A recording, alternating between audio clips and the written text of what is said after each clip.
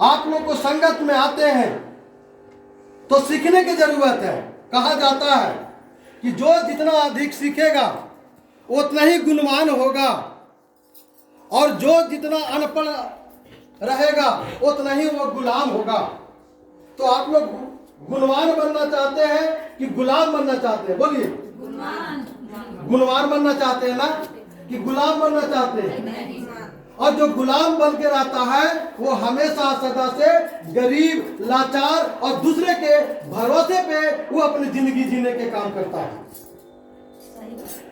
इसलिए कभी भी गुलामीगिरी नहीं करना, कभी भी किसी दूसरे के सहारे आप लोग को नहीं चलना, खुद के सहारे बनना होगा। आपने आपको आत्मा दिया है, आपने आपके अंदर में वो शक्ति दिया है, और आप अपने शक्ति के बदौलत घर का निर्माण करो, अपने बेटा को भविष्य का निर्माण करो, अपने बेटी को भविष्य का निर्माण करो, अपने घर परिवार समाज को निर्माण करो। तो रानी झालीबाई जिद्दी कर दिया अपने पति से कि नहीं, जब तक काशी से रविदास जी नहीं आएंगे मेरे आंगन में, तब तक हम भूखे प्यासे अन्न छोड़ देंगे। हर लोग अपने पत्नी को जरूरतों को पूरा करने के लिए पति बेचारा लाचार हो जाते हैं, तो कहते हैं कि ठीक है, कोई बात नहीं है, तुमको जो जैसा लगता है उसी संत को बुला लो, तुम इस महल को तुमको अछूत करवाना है, बर्बाद करना है, मेरा नाम को बर्बाद करना है, तो तुम कर डालो। तो रानी झालीबाई क्या कहती है, महाराज जो आपके अंदर में छुआछूत, ऊंच नीच का जो भावना है, वो गुरु महाराज जी आपके चरण, आपके घर में आ जाएंगे, महल में आ जाएंगे, ये गुरूर आपका टूट जाएगा। इसलिए आप काशी में जाओ और सदगुरु रविदास महाराज जी को बुलाओ। अपने सैनिक को बुलवा करके बड़े मान और सम्मान के साथ गुरु रविदास जी को बुलाते हैं। तब तक राणा सांगा ने क्या किया, उनको रहा नहीं गया, तो आपने बड़े बड़े विद्वानों को बुलवा भी लिया, पंडितों को। नहीं भाई, बगैर पंडित को मेरा घर शुद्ध नहीं होगा। आज भी लोग कहते हैं, अरे भाई घर में पंडित आएगा तबे शुद्ध होगा। कहता कि नहीं कहता आज के लोग? कहता नहीं, हम बेटा के शादी ऐसे नहीं करेंगे। लाख तो सब भजन कर ले, सत्संग कर ले, लाख पप्पू कुछ भी कोई के समझा दे, लेकिन हम खुट्टा वहीं गाड़ेंगे जहाँ पे तिल तकवा और तिलकधारी बाबा आएगा, हम उकरे से शादी कराएंगे। आज भी जब उतने राजा को ये माइंड सेटअप कर दिया इन लोग, तो आप गरीब कौन खेत के मूल्य है? आपको तो चुटकी से घर में क्या कह करके और क्या बोल करके और आपका घर से संपत्ति ग्रह नक्षत्र गोत्र बता करके बोलने के भाग जाएगा।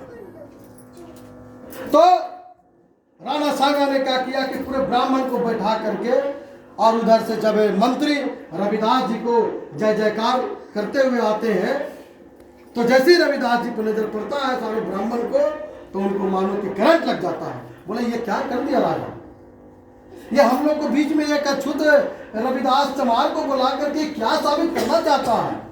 सब राजा लोग ने आंदोलन खड़ा कर दिया, बोला हम लोग खाना नहीं खाएंगे, हम आपके यहाँ कथा और सत्संग प्रवचन नहीं कराएंगे। अपना अपना सबे लिया झोला पोथी और चलने लगा।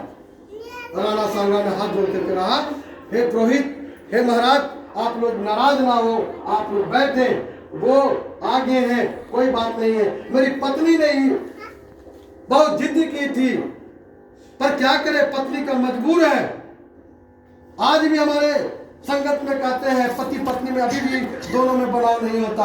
अगर पत्नी कहती है तो पति कहता, हाँ तू बड़का सत्संग में जमे, तू रविदास के सत्संग करोगे, तुमको कुछ नहीं करना है, तुम रहा हो वही रहो। वो पत्नी कभी कभी मजबूर हो जाती है। तब जाकर के रविदास जी कहते हैं कि भाई आप हमसे आप इतना नाराज क्यों हो जाते हैं? आप लोग पहले बैठ करके भोजन कर लो, आप लोग बैठ करके पहले तुम लोग पूजा पाठ कर लो, मैं किनारे एक झोपड़ी है, मैं उसमें जाके बैठ लेता हूँ। रविदास जी जाकर के किनारे बैठते हैं, और सारे ब्राह्मण जैसे ही भोजन के लिए बैठते हैं, तो जानते हैं क्या होता है? हर एक ब्राह्मण के बगल में रविदास जी उपस्थित हो जाते हैं। हर एक ब्राह्मण के बगल में रविदास जी बैठते हैं और जब एक ब्राह्मण दूसरे को देखता है तो कहता है ए रविदास तुम कैसे आ गया?